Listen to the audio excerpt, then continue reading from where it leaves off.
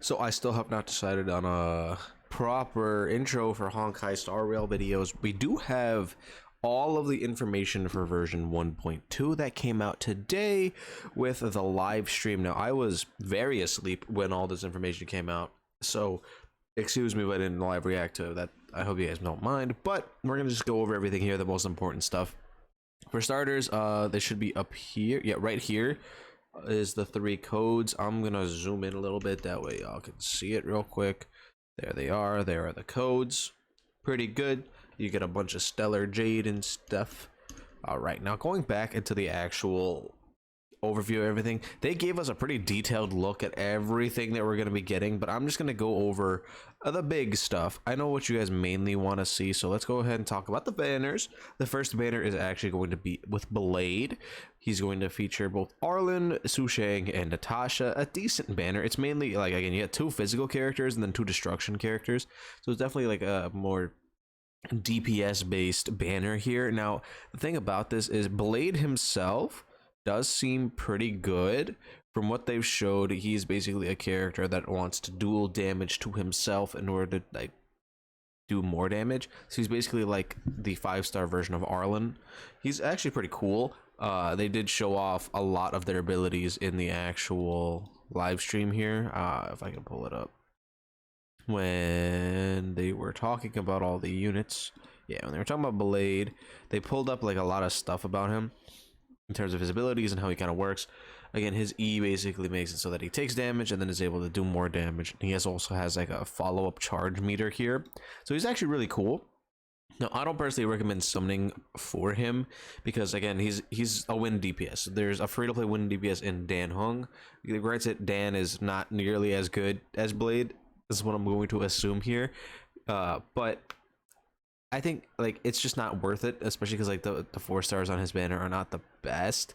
His light cone, I don't think they dropped the information of that yet, but you know, it sounds like it should be okay. It also has secret vow, shared feeling, and sword play on the light cone banner, which is not bad. Let's go ahead and look at the character I'm going to be summoning for, which is Kafka. So Kafka is a lightning damage over time like nihility character, so incredibly based on debuffs. She's going to be really focused on doing like damage over time and then proccing it, giving it extra procs of the damage over time. That way she's just doing more and more damage with every single bit of damage over time, like debuff that's on the enemy. And they also gave us this new 4-star character who's Luca. I don't know exactly what he does. Okay, so he's physical nihility, so I believe he's also a damage over time character. That basic so he's gonna be doing bleed effects. Oh, here's his ultimate. Actually, I have not seen this. In addition to dealing damage, he also obtains fighting will, and there's a chance of increasing the target's damage. Oh, that's actually really cool. Cool. So yeah, so he's basically like he's gonna be inflicting bleed, which is pretty good. It's one of the stronger damage over time like ticks because it like actually really chunks enemies, considering a lot of them are not, you know, weak to physical. Well, a lot of them are, so you'll be able to proc that pretty easy. But with Kafka, she just makes every single one of these damage over time characters better because they're able to do significantly higher damage now that she's around. I definitely recommend pulling for her if you like. Oh, obviously, if you like Kafka, pull for her, and if you like Blade, pull for him. But it's Kafka, come on now. Anyway, there's a couple other things here that I didn't find a picture for. Here's her light cone, by the way. It's pretty cool. We have new story, which is really nice. We'd definitely like to see more of the story. There is like minor story spoilers that they put in this page. I don't know why they did that, but you know, they did. We have new companion missions for both Kafka and Yukong, which is very cool. Here's the new like story areas, and then we have new enemies that I'm going to skip by because, again, story spoilers. Then we have new relics. These ones are just new regular relic sets. Increases max HP. Actually, I have a better picture of this right here. That's kind of okay.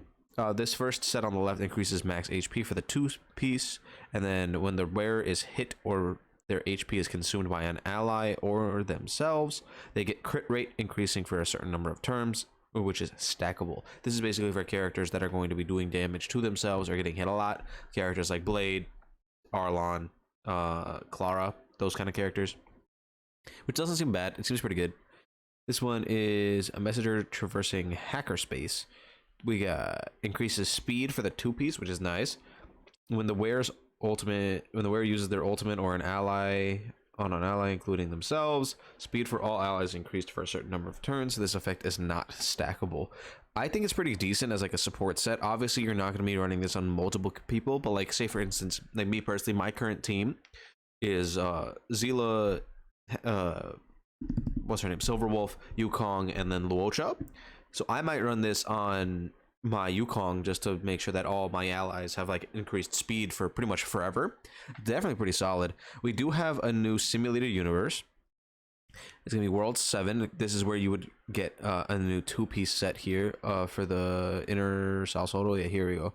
Not the inner Salsodo, the planar spheres or whatever. So we got this arena one, which increases crit rate, and then when the wearer's current crit rate is equal to or greater than a certain percentage, the wearer's basic and skill damage increases, which is nice. This one gives increased effect resistance. When the effect resistance is equal or greater to a certain percentage, then all allies get crit damage. I'm definitely going to be running this on a lot of my units. It just seems way too good not to do that, especially on, like, again, Yukong or like a healer, because them getting affected by like freeze and stunning and all that kind of stuff is really annoying. So having a set here that gives you effect resistance is very, very, very nice. Again, in the simulated universe at World 7, you're also getting another free copy of Herta. So that's pretty cool. We do have another free 10 pull for everybody just by logging in. Very, very helpful. I love the fact that they're doing this consistently. I don't know why they didn't do this for their other game, you know, Genshin Impact, but having for what seems to be a free 10 pull for every single major patch is super cool. I really like this. Like, every version update, here's a free 10 pull. You just got to log in for 7 days. Here's a free 10 pull. That is really generous, and I really like that about this game. Okay, let's keep going down the list here. We have a few limited time events. Tales of the Fantastic. I don't know what this event entails, but it seems that we're getting another one of these like tracks of destiny, some Stellar Jade. I don't know what this green thing is. And then we have the relic creation. Then this one, Underground Treasure Hunt, allows us to get a free of the self-modulating resin, which is very nice. Another one of the tracks of destiny, Stellar Jade. And then, of course, the relic, like, fusing material. Where Are You, Mystery Trotter? Gives us some of the generic rewards. Although another big thing here, it gives like the XP stuff for relics, which is really nice, as well as XP books. So definitely need XP stuff. It is a drought over here. Then we're also getting not only the planar fissure, which we already had, which gives us a double drops on planar and spheres, and then the link robes, which is really, really helpful for simulator universe rewards, but we're also getting it for regular relics, which is very, very nice. Definitely make sure that you're saving up all of your fuel that you've been getting for these events. It's nice that they're letting us know this beforehand. That way, like, if you have fuel like right now, that you don't just instantly spend it. Just use it here and you'll be good to go. We do have a different type of Forgotten Hall. Remember, we already had one that was based on basically the first set of enemies. Now we're getting one based on the Shinzao Luofu, which is pretty cool. In here, if you complete the first stage, you will get a free copy of Yukong, which is nice. There is a new Echo of War, obviously, because we're getting a new story, so we're going to be able to fight another story boss for every single week. This is probably what like Blade, Kafka, Luca, and all the characters going forward are probably going to do until they have a new Echo of War.